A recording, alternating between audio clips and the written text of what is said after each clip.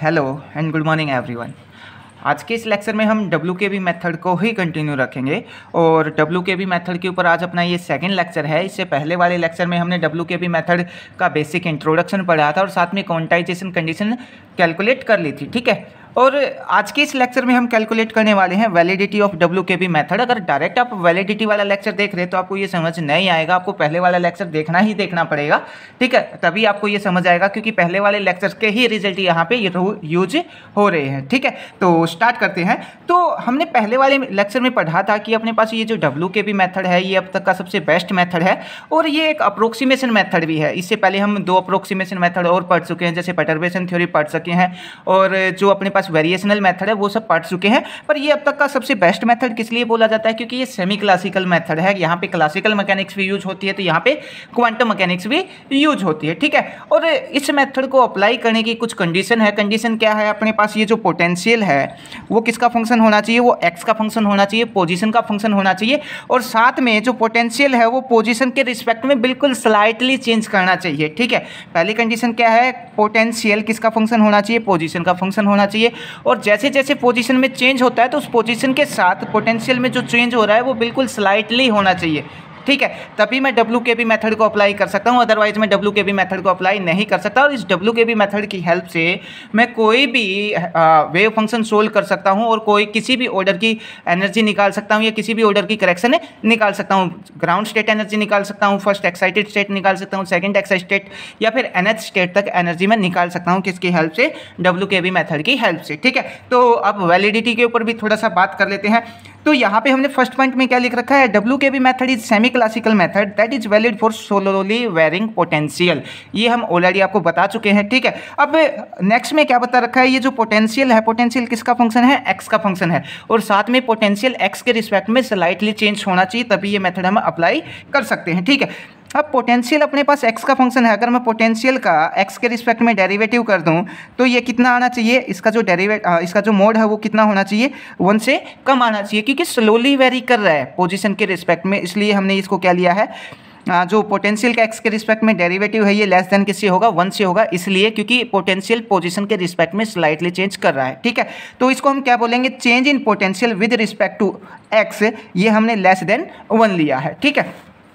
अब next step में हमने क्या लिख रखा है यहाँ पे? But k equal to 2m/h cut e minus V of X under the root of. ये वाली जो इक्वेशन है वो कहाँ से आई है? इससे पहले वाले लेक्चर में जब हमने श्रोडिंगर वेव इक्वेशन को सोल्व किया था तो वहाँ पे अपने पास ये वैल्यू आई थी, ठीक है। तो वहाँ से ये डायरेक्ट वैल्यू हमने यहाँ पे उठा रखी है। अब अपने पास अगर मैं इस इक्वेशन पे थोड़ा सा ध्यान से देखूँ तो यहाँ पे क्या है? अपने जो k है वो k डायरेक्टली प्रोपोर्शनल किसके है? V के है, मतलब पोटेंशियल के डायरेक्टली प्रोपोर्शनल। ऊपर से इसका रूट हो रखा है तो हम यहाँ पे क्या लिखेंगे? जो K है वो डायरेक्टली प्रोपोर्शनल है किसके? V की पावर हाफ के, ठीक है। अब अगर मैं इसका डेरिवेटिव करूँ x के रिस्पेक्ट में तो क्या होगा? पहले तो ये पावर क्या हो जाएगी? आगे आ जाएगी, फिर इस पावर में से एक क्या हो जाएगा? माइनस हो जाएगा और फिर हमने इस v का x के रिस्पेक्ट में डेरिवेटिव कर दिया। मतलब अब अपने पास ये जो k है वो k भी किसका फंक्शन है? x का फंक्शन है, ठीक है। v भी अपने पास किसका फंक्शन था? x का फंक्शन था और k भी अपने पास किसका फंक्शन है? x का फंक्शन है। अब अगर मैं k का x के रिस्पेक्ट में डेरिवेटिव करता हूं तो वो भी अपने पास कितना आना चाहिए? लेस देन 1 आना चाहिए, ठीक है। जैसे अपने पास v आया था वैसे ही, ठीक है। अब हम बात करते हैं डी ब्रोगली वेवलेंथ की। तो यहाँ पे जो डी ब्रोगली वेवलेंथ है वो क्या रहेगी? बहुत ज़्यादा स्मॉल रहेगी WKB मेथड के लिए, क्योंकि यहाँ पे हम इलेक्ट्रॉन पार्टिकल लेके चल रहे हैं। उसके लिए क्या हो जाएगी? जो डी ब्रोगली वेवलेंथ है वो बहुत ज़्यादा स्मॉल हो जाएगी। तो we know that de Broglie wavelength क्या होती है? अपने पास lambda equal to h/p। p क्या है यहाँ पे? मोमेंटम। h क्या है यहाँ पे? प्लैंक्स कांस्टेंट, ठीक है। अब p क्वांटम मैकेनिकल मोमेंटम क्या होता है अपने पास? h cut k। तो ऊपर h है, नीचे क्या आ गया अपने पास? h कट k आ गया। अब h कट k की वैल्यू क्या होती है अपने पास? h/2π होती है। ऊपर h k और h क्या हो जाएगा? कैंसिल हो जाएगा। तो लैम्डा की वैल्यू अपने पास क्या आ जाएगी? ये डिवाइड वाली टर्म ऊपर चली जाएगी, क्या आ जाएगा? 2π/k आ जाएगा। यहाँ से k की वैल्यू निकालूंगा तो क्या आ जाएगी अपने पास?